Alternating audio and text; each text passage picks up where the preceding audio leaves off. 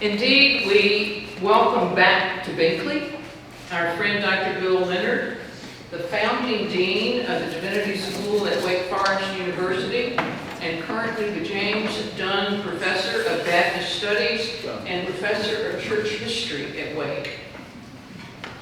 As Diane Eubanks Hill wrote in the church's Friday update this week, he is an expert on church history, an observer of religious issues and trends, and author of 25 books on these and related topics.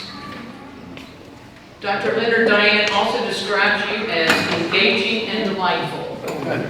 So you have a lot to live up to today, sir. Dr. Leonard's topic this morning is permanent transition, seeking Baptist spirituality in a changing culture. Thanks for being here, sir. Welcome. Thank you for having me this morning. After seeing the spread you have out, if it weren't for the repairs going on I-40, I might show up here every Sunday. When Marcus comes back, I'm going to tell him that he needs to put on his pulpit robe and stand out starting about 9 o'clock with a sign that says breakfast. Everybody invited. This is such a spread, and it's very Baptist of you to have it. It's good to be here. I'm going to jump into where we're going today because so much is happening, and so many things are coming apart, and churches are the one of them. If I hadn't already done this PowerPoint and sent it, an Episcopal bishop friend of mine who went to Southern Seminary and who tells me the Episcopal Church may survive another generation because of the United Methodist, Roman Catholics, and Baptists who are joining them. Now, don't you all get the idea about it? But he's in Louisville to preach at the cathedral today. He's the Bishop of East Tennessee. And he sent me a picture of a Lutheran church that we know well, having lived in Louisville 17 years, that is now an apartment house and has a Mexican restaurant in it. And I would have put that up as a reality that we'll talk about today. So let's jump in. To start with, can all of you see the screen all right? I've been saying for a long time that American life in general and ecclesiastical life in particular is in a time of permanent transition. And what I mean by that is constant cultural, institutional change is the 21st century order of the day with no sign of imminent cultural or ecclesiastical stability in sight. What I'm saying is we have to live as if the culture and the religious life that we've experienced is continuously changing. And some of us may not live long enough to see if and when stability comes out on the other side. And I'm not sure now how long that'll take. It may be a generation. So with that, and when I was here before, I had just started talking about this topic.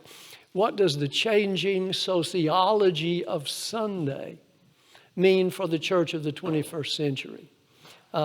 Sunday used to be privileged for churches. You remember when you couldn't go to the mall till afternoon?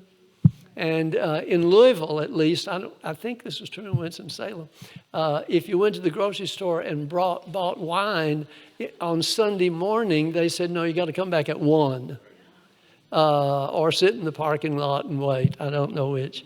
And that's gone. It's just gone. And a lot of folks, I think one of the things about Christian nationalism going off the charts, the rails, is the loss of culture privilege. So if we couldn't reach people and draw people and have a place in the culture, then we'll ask the government to help us do that. I've been several places. People say, what do you mean by changing sociology of Sunday? I've said one word definition: soccer. And see, you all nod your head, as you know. Cross the Yadkin River going west every Sunday, and there'll be a bigger crowd at just outside Winston-Salem at the soccer field than in most of the churches. And then how do churches nurture new generations when church participation is often intermittent at best and non-existent at worst? Regular attendance at churches on many studies these days is if you attend one Sunday a month, you're counted as a regular attendee. That's the reality that's changed. And then what spiritual and institutional strategies might churches consider for responding to the reality of permanent transition and the nons? I tend to call them nons rather than nuns because they're, even if it's N-U-N, people may not always think that. So if you all can see that, I'd like for you to do some reading. These are 3 quotes that sort of set the scene for this. The first is from one of the earliest Baptist confessions of faith, the English Confession from Amsterdam, where the people who started the Baptists had gone in exile. And they started back to England and they wrote this confession. Read that first one out loud. You can't see it? Okay. That the Church of Christ is a company of faithful people, separated from the world by the Word and Spirit of God, being knit unto the Lord and one another by baptism upon their own confession of faith and sin. I find that to this day a one-sentence description of the nature of Baptist identity. And then running to this country, Roger Williams, who, as you know, founded Providence, Rhode Island, and the First Baptist Church in America, wrote years later, after this, as he's reflecting on it, of his founding of Providence plantations. The Puritans kicked him out because he said the Native Americans were the true owners of of the American land and should be justly compensated for it. And because he said the king cannot tell you what to believe, nor can an official church. But uncoerced faith is the nature of the day. And they ran him off. And he founded Providence and First Baptist Church. And then he did something that Baptists have been doing ever since. He quit being a Baptist. And became a seeker waiting on a new revelation. But years later, he said of that founding, I desired it might be for a shelter for persons distressed of conscience. I then communicated my said purchase unto loving friends who desired to take shelter here with me. I think increasingly churches need to think of themselves as shelters for persons distressed of conscience in this changing culture. And then Jesus calls us in that wonderful passage where he goes to the hometown synagogue and the people in our hometowns, you know, not just with Jesus, are the people who've known us the longest and understand us the least often. And they give him the scroll and he reads Isaiah 61, and this is what part of it is. The Spirit of the Lord is upon me because he has anointed me. He has sent me to announce good news to the poor, proclaim release for captives, for prisoners, and recovery of sight to the blind, to let the broken victims go free, to proclaim the year of the Lord's favor. Wow. He said that in Nazareth. That's a text from Hebrews 61 or Luke 4 that they need desperately in Nazareth today and throughout Israel. And then we could talk about this if you wanted to. Then he puts down the text and they say, oh, this is so wonderful. Can this be Joseph's son? And then he preaches to them, and he preaches about race. There were these widows in Israel, and the prophet went not to the Jewish widows. There were these lepers, and the prophet went not to the Jewish leper. And they all got mad and wanted to throw him off the cliff, the text says. So Jesus in his hometown synagogue preaches about race and opens the doors. So here are some realities. And you may want to get extra breakfast because this is not happy news. 3 in 10 Americans are nones, meaning, it's 29% of Americans, meaning they have no discernible religious affiliation. That's up from 16% in the survey in 2007. Christians, and people who identify as Christians are now at 63%, which is down from 78% in 2007. Protestants are at 40%, down 10%. Born-again Protestants, 60% of that 40% claim to be born again, however they may understand that. And Americans identifying with a religion in general are down to 47%. This is the first time on surveys that Americans have been below 50% in identifying about any religious affiliation, not just Christian. Church membership, and these are the generations, 66% of traditionalists, persons 80 and older, 75 and older, 80 and older, consider themselves consider themselves members of churches. The boomers, my generation, 58%, Gen X, 50%, millennials, 38%, Gen Z, 33%. Those who are conservatives and claim church membership, you can see the generational differences there. Lifeway's study, and Lifeway's Southern Baptist, but they've been doing really good stuff with stats. In 2019, numbered 48 churches in the country closed. And the median Sunday attendance in 2021 dropped from 137 nationwide, whatever gathering, to 65. So you see that drop. And we've already said Protestant privilege and the changing sociologies of Sunday are two extreme realities for us to deal with. Now, you may be pleased, particularly here at Binkley, a Gallup 2017 survey asked people why they continued to go to church, and sermons were the primary reason. I was shocked by that. And that gives me a little bit of hope.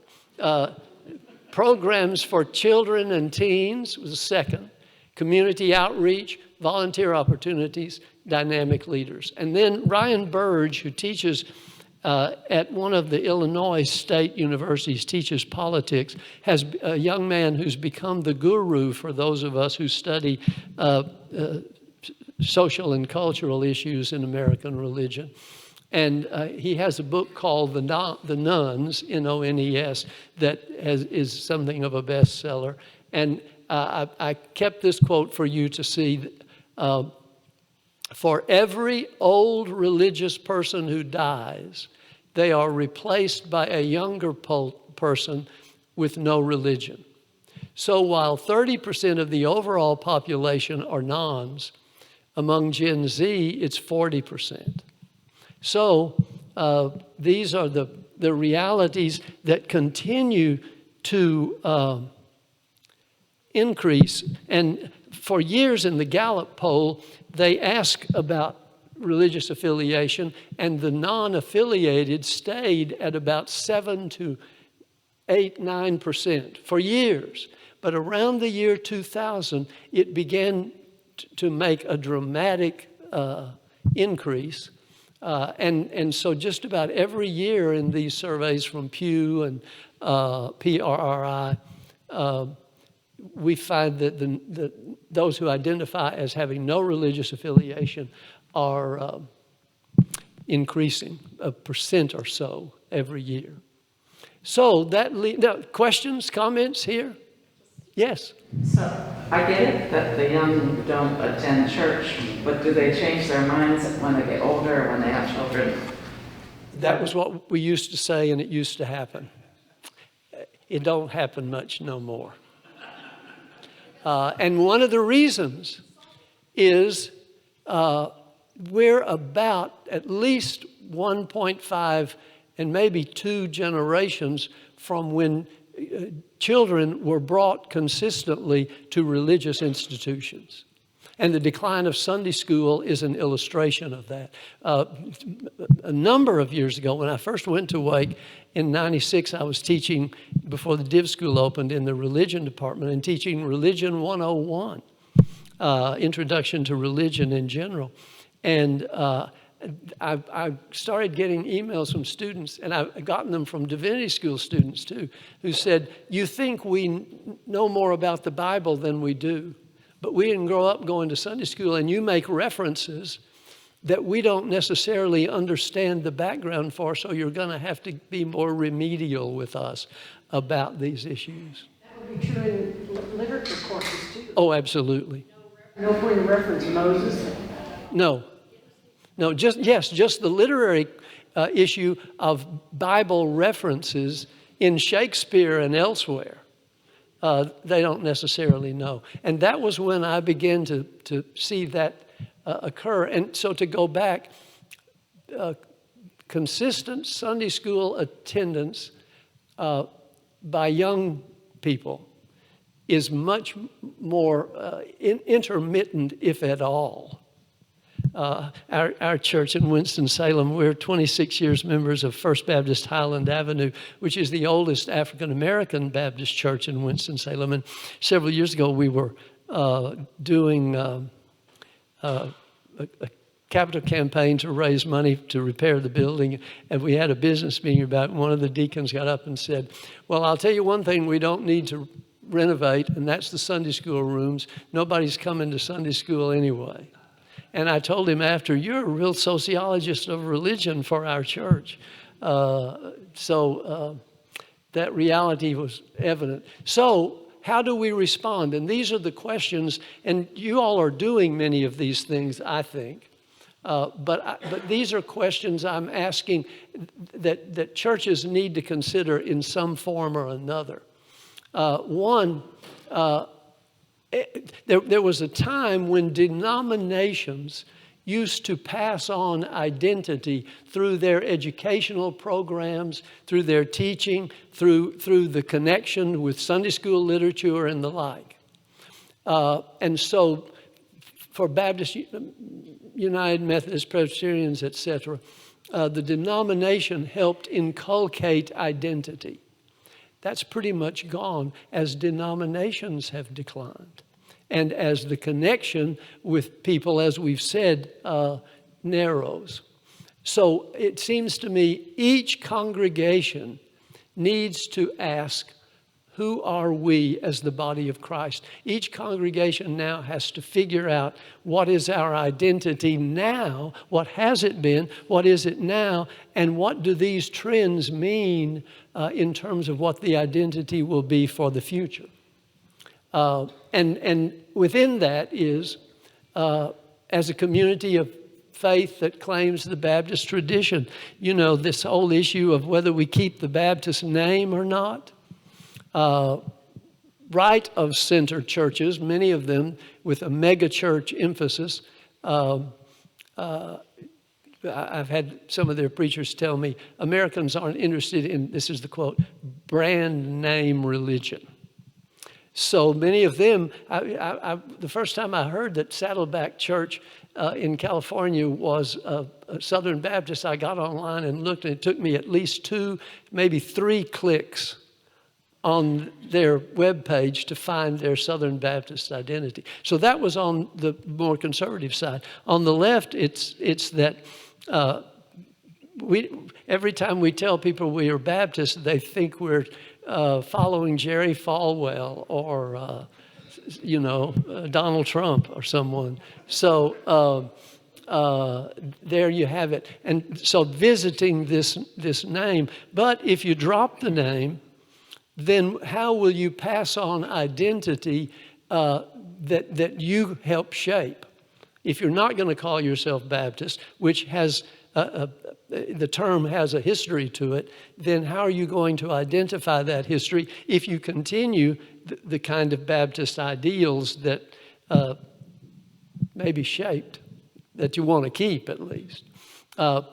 Also, who are we as a church in a specific community with particular needs? What is our demographic profile? And how do we deal with the realities of that demographic profile in this permanent transition of the culture?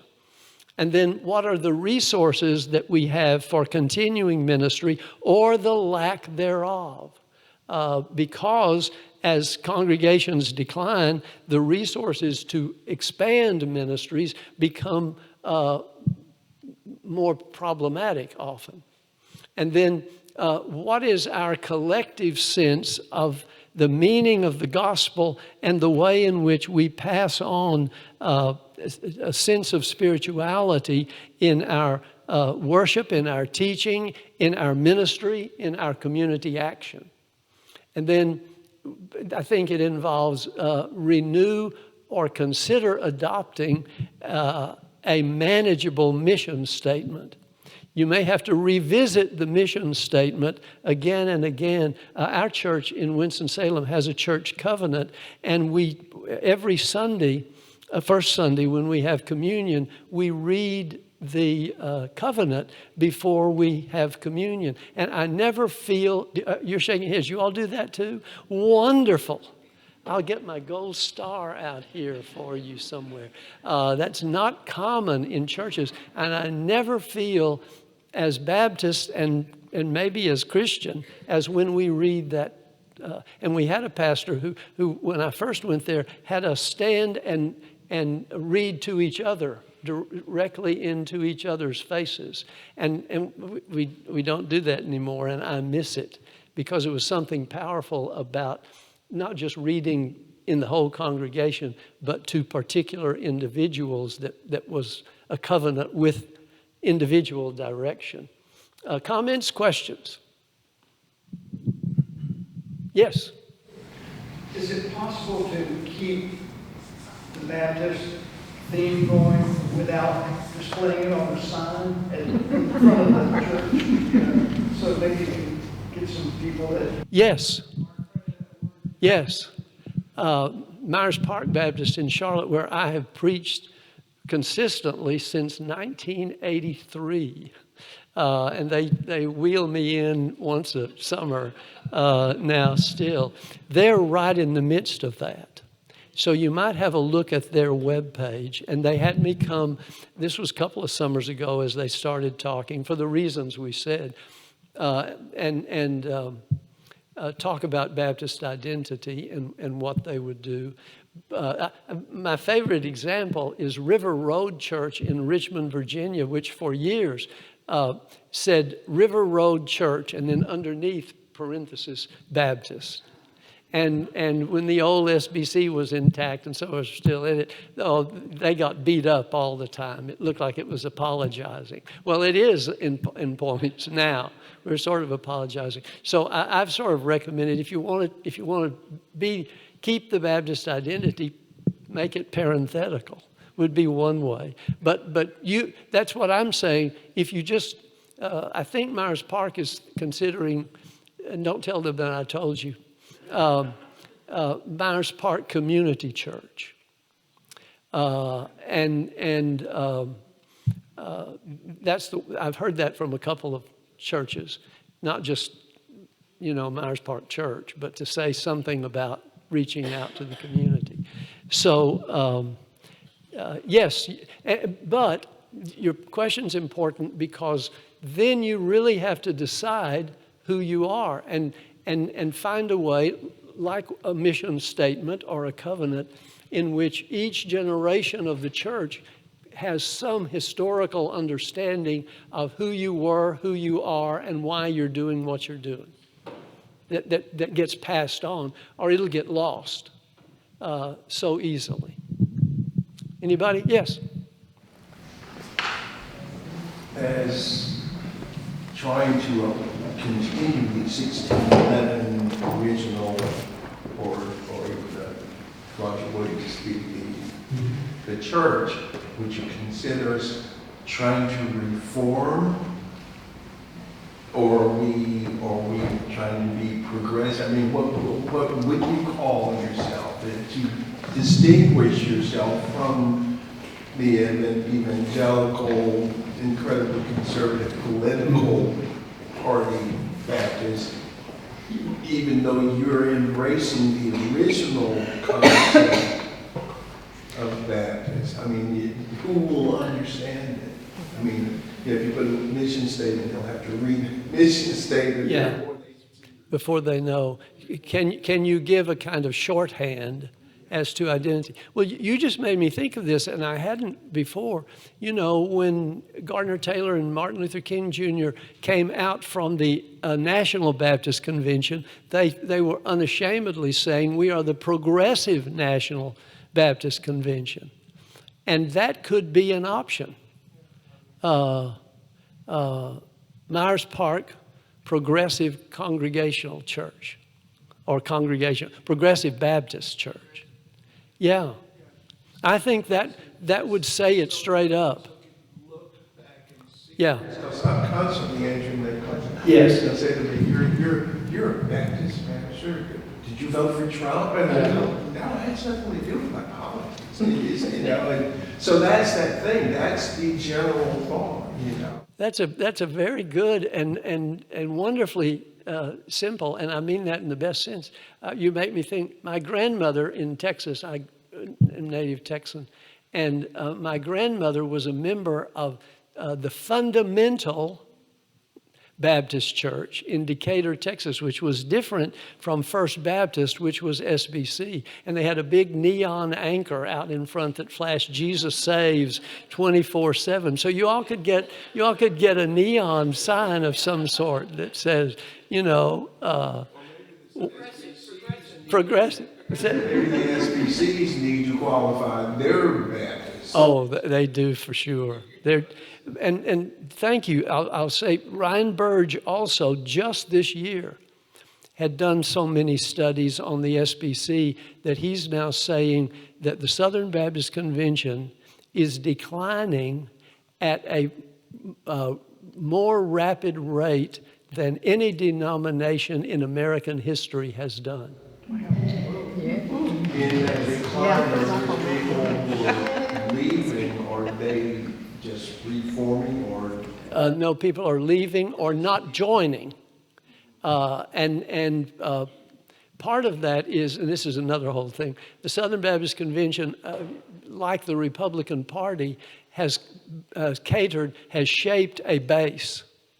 And that base is hard right theology. And part of the reason that, and they've made dogma the underlying defining nature. And the people who are still paying the bills are the base and the hardcore. So they can't, if they wanted to, they can't reach out in ways. And I'll give you a horror story example.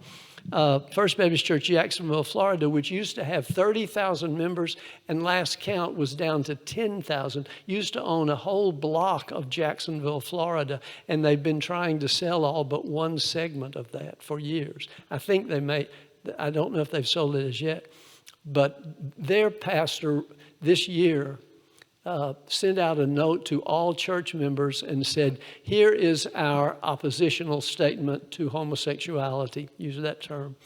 And we're asking all our members to sign this statement. And if you do not sign it and turn it in by, I think it was March 9, you will be removed from the rolls. And we did some research and found out there's some SBC and other churches more out west that are doing that. But that said to me, they don't want to grow. And they don't want to minister to families who are struggling with issues of new sexuality. Yes, it is. And it's just that it was that hardcore. even shocked me. Yeah. Yes. Oh, good to see you. Yes, yeah, no. If you Google progressive Baptist churches, you see, and put signs, you see some amazing signs. Like, well, there's a sign that says Progressive Community Baptist Church, that in their sign this week they put, God loves you just the way she made you. There are many ways I feel that you There you go. communicate to the community. But I remember not our, because I never joined that church, but when I was in college in Alabama, the minute the campus minister got in trouble for being too ecumenical in the Baptist church that was sponsoring the campus ministry, made everybody sign a commitment not to drink alcohol. Oh, yeah. And one of my English professors resigned her membership. So I think we have always tried to control Yes. the behavior and morals. It's just changed the way we do it, and because society doesn't reinforce, Agreed. But one thing that I was going to ask you about is the centrality of the Bible. When I joined this church, Bob Bratcher was a proud member and one of my heroes, and we were, and my husband Michael, who taught, Greek and Southern as a PhD student, he taught intro to the Bible here, as well as at Meredith, some college classes. And we had people who had never been church members attend those classes and be completely fascinated. And now, I feel that we're almost apologetic. I mean, in the preaching, it has a central place, the stories of the Bible. But we don't really teach it as a central, a central part of our faith. And I don't know if you find that in most liberal Baptist churches, and what has that done to our identity? Yes, and I'll do an institutional response to that. I think what you said is an illustration of the decline of Sunday school. And where Sunday school, whatever else the old SBC did, it provided through the international Sunday school lessons consistent Bible teaching. And the genius I've said of Sunday school, it told us what the Bible said, even if it didn't always get to what the Bible meant. And so, I've done this at Wake Forest. I've preached at the Christmas love feast in the Big Wake Chapel. It's the largest love feast in Winston-Salem every Christmas. And I started by quoting well into the Luke 2 Bible nativity story from memory and walking around. And then I said, I was so smart aleck, I said I could say the whole chapter, but I'd be showing off. But that was how deeply, my illustration in the sermon was, how deeply the KJV, for all of its whatever, got embedded in us with large passages. And that was the other point. I used to have students who would, when they would respond to issues, biblical issues, they would quote the KJV. And then the white students stopped doing that, but the black students I could always depend on, and now they're slipping because of Sunday school, I think. So reclaiming that in some form or another. I'll take you one step beyond this, though. We had last year a senior in the divinity school at Duke as an intern here. And I had a conversation with Caleb one day about his outreach to the UNC community. And he said he would sit down and talk with students on campus and about this thought and that thought, and we're doing this and we're doing this. And they had wonderful conversations about engagement and on and on and on. The minute the word came up that he was associated with Binkley Church, the switch went off, and that was the end of it. So it was the word church, not Baptist, but church, that turned them off. That's relevant. All the stuff that he was talking about, all his thoughts, all the actions, that was all wonderful. But once the students heard that it was a church, then switched off, we're done. Yeah, yeah. Yes, sir. I know that correlation does not always say something about causation, but it seems to me that the rise in soccer has taken away Sunday from the church. I mean, if we want to know where the kids are today, we can go out to the soccer fields. There may be 1,000 people out there. And what they're hearing from the soccer moms is they're yelling, "Be aggressive." If they were in church, they would be hearing, "Turn the other cheek." Yeah. But It's not just soccer, it's athletics in general. I mean, our kids were swimmers, and I can remember the first time we faced, oh, you're gonna miss church to go to a swim meet? And it was a big decision. So it's not just soccer, it's athletics in general. Birthday parties too, kids' birthday parties. Yes. And you all are illustrating the point is, and that's when Sunday or church attendance waned, because these other issues, and what I mean by the changing sociology of Sunday. Exactly right. Several years ago, I went up to preach on Palm Sunday. I think it was Palm Sunday. It wasn't Easter, but it was Palm Sunday at First Baptist Mount Airy. And I drove into Mount Airy, and they were having a 5K race and in Mount Airy, North Carolina, the center of American culture. On Palm Sunday. And I said to the congregation at Sunday school, I did Sunday school and preached, and said, Baptists would have brought pitchforks to that 5K 20 years ago or 30 years ago or more, because it was a desecration. 5K, and it was like at 10 o'clock on Sunday morning. Yes? Do you think it might help us to add new members if, and we want to cling to our Baptist name, could we require people who are going to join Binkley read 5 or 6 of your books, Bill? Oh, Lord, I wouldn't punish them that way. They might never come back.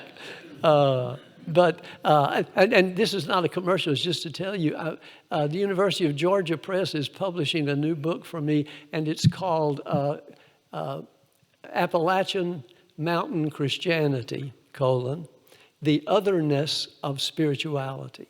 And Stetson University has this lecture series, and somehow they worked out this with UGA, and all the lectures have been published. You do 3 lectures, and then you add a chapter, and they publish it. And that gave me a chance to look at Appalachian Christianity, which I've studied as a subcategory over the years, and the nurturing of spirituality in ways that could be generalized a bit. And just to tease you all, the last chapter is called, now I can't remember what the last chapter is called, but spirituality on the extremes, and it contrasts the serpent handlers, I've known a few, and the primitive Baptist Universalists. Have you all heard of the primitive Baptist Universalists? No, they're PBUs, and they come out of the primitive Baptist tradition in the mountains. And Howard Dorgan up at Boone wrote the only history that's been written about them, and it's quite wonderful. And they say the gift of God's grace is so powerful that ultimately it saves all of us. They turn Calvinism upside down, which is a good thing to do. And they say there's no eternal hell, and this is the line: it's hell enough down here. I promise you this is right. And that sooner or later, God, it's kind of a living purgatory. God will purge us of the sins we commit here on this earth. And then soon, it may take longer for some people, but there you have it. I'm going to move on. You all have to tell me when we're running out. Then and you all have raised this. Then the issue 2 is gospel identity, and that is how do we reshape and retain and dig into the Jesus story? And we might ask, are we teaching, preaching that story effectively? What aspects of that story are most important to our church? How do we invite persons into the Jesus story? And then with that, what is our calling we ask about ministry. What is our collective calling as a congregation in Christ in our community and beyond? What is our current ministry intent and action? What changes in our ministries need to be made, adjusted, discarded? Are we flexible enough to adapt ministries to rapid change? What ministries are we able to maintain? And I've talked for a number of years about churches deciding on what I would call signature ministries. That is, responses to the community, because we can't expect people when they get kids or get married or whatever to naturally come back. So we have to go to them in some ways, and the signature ministry says, oh, and you all do this is what Binkley Church does in the community. And we started coming to that, and they may never come to church, but you're responding to where they are and what they may need. And so those are questions I hope churches would ask. Comments, questions? Yes. So what are national Christian leaders doing to address the reorientation of church as an organization? It's happening, but again, and this is my thesis now, the permanent transition is occurring at such a rate that complicates deciding who we are and where we're going.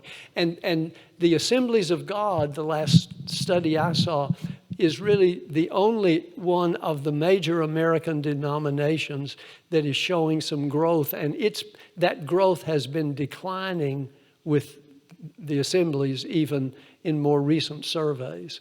So everybody is feeling this. And I'll give you an example. Again, my Episcopal bishop, one of the things they've been doing is they're closing churches that they can't keep open. But they have property that they sell, and then they're using the funds from that property to keep other churches afloat and keep them from going under at another stage. And so that's a kind of last-ditch effort. But it's practical in terms of that. Others are providing particular kinds of ministries that do impact people in the larger community, and they're seeing some of those growth. The megachurch movement, many of those churches have adjusted their theologies. The non-denominational megachurches are now the largest single group of Christian churches in the country. They've outnumbered the SBC, but studying them is very, very difficult. But they're tending to put a lot of energy into youth programs and into drug issues that respond to families. And they're keeping some membership. But those mega churches have big front doors, and they also have big back doors. And many of them don't speak anymore about members. Walk the aisle and sign the pledge. They speak about attendees because people shop around. And they've followed the Walmart principle up in Appalachia. In Madison County, there's a mega church that was built on Buncombe and Madison County lines. so that it's easy to drive to. And those kinds of churches have been seeing the growth because they put, and they don't necessarily, they do talk about being converted and being born again, but they don't necessarily push on membership. And then the emerging church movement with Brian McLaren and others was what many of us thought was an effort to have what Phyllis Tickle, one of those members, called a new reformation. But it took off for a while, and the literature from them is really wonderful. But it hasn't necessarily gone as the new modem for churches. Some churches wait too late to respond to these issues, and then so your question is really good, and it is happening, but again, it's so local, because those programs that do show some growth are aimed more at the immediate community. Does that make sense? Yeah. I think we don't take responsibility for our own role in the demise of Sunday school and church attendance. Liberal churches changed the laws so that there could be shopping and dining and all the things we like to do on Sundays. And that forced a lot of people to work on Sundays to not be able to attend. I know the Black First Baptist Church won a lawsuit because their deacons were forced. A couple were waiters at the country club in Chapel Hill, and they were forced to work on Sunday when they got permission to serve brunch on Sunday. And it was a real disaster for that church when everything was all of a sudden on. One of my friends was the lawyer, the civil rights lawyer that took that case.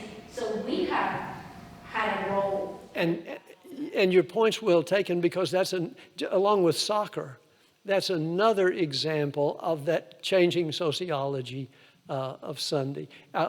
Just a quick, Myers Park Church isn't doing it now, but for a period of time, they realized that what Sunday was doing, and they divided the congregation into like 25 different subgroups that met in homes, that met over dinner.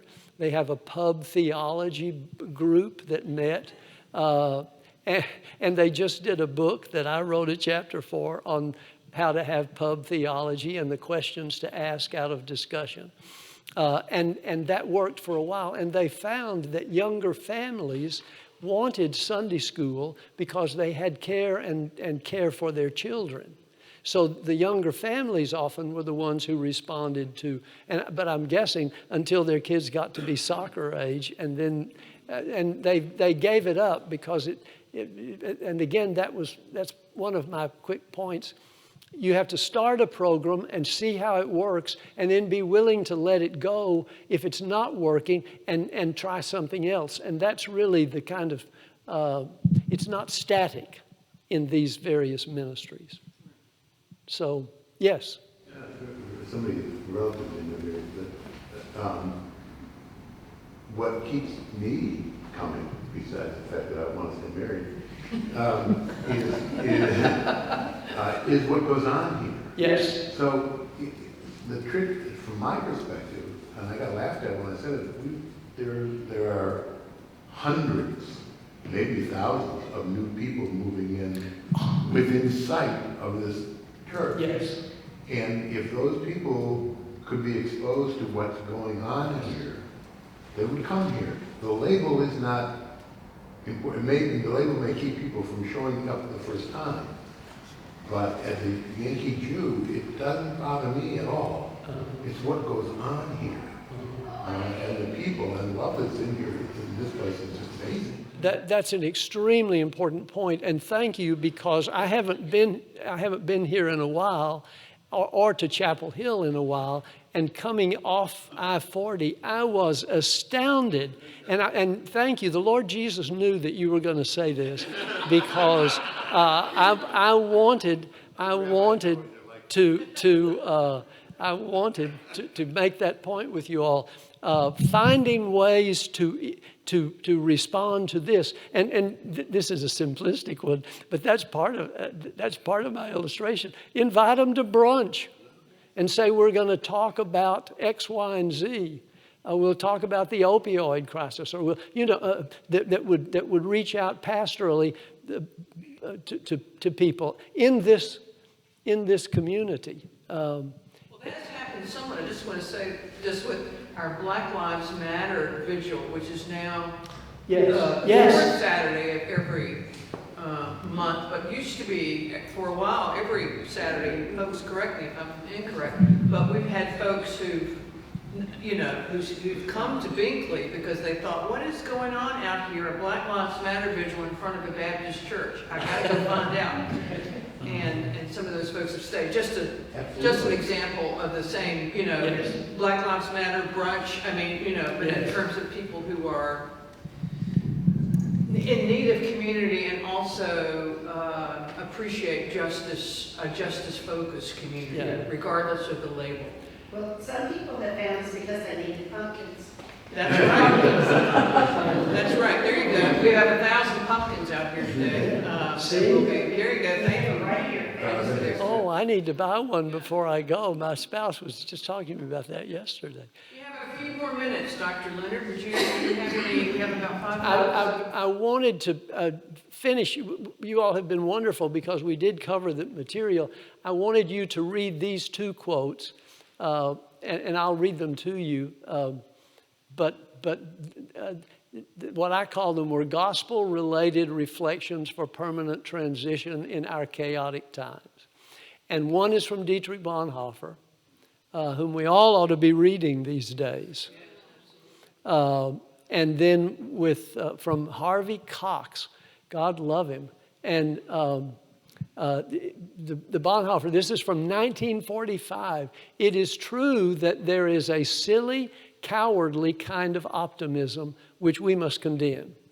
But the optimism, and I love this phrase, that is will for the future should never be despised, even if it is proven wrong 100 times. It is health and vitality. The sick individual has no business to impugn it. It may be that the day of judgment will dawn tomorrow, and in that case, though not before, we should gladly stop working for a better future. And that leads me to say, America needs the church as it has not needed it since the frontier revivals. Because of all the things that's coming unglued. And bad religion is pushing people away from the grace of the church and having people sign stuff to be able to stay in the church is medieval. Let's go back to the medieval church and burn heretics. Not really, but that's where it all comes from. And this idea of a religious establishment, the Baptist belief in uncoerced faith, that neither the government nor a government privileged church can control individual faith. And then Harvey Cox, Jesus presented people with himself as a decisive event in their own biography and in the history of which they were a part.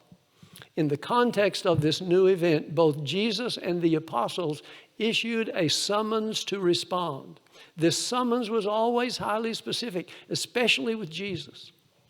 He expected people to drop their nets, to get out of bed, to untie a horse and invite him to dinner or brunch. He would have loved this.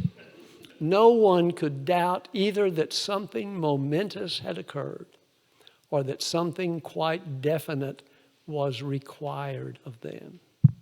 That's the benediction. Thank you for letting us talk about it.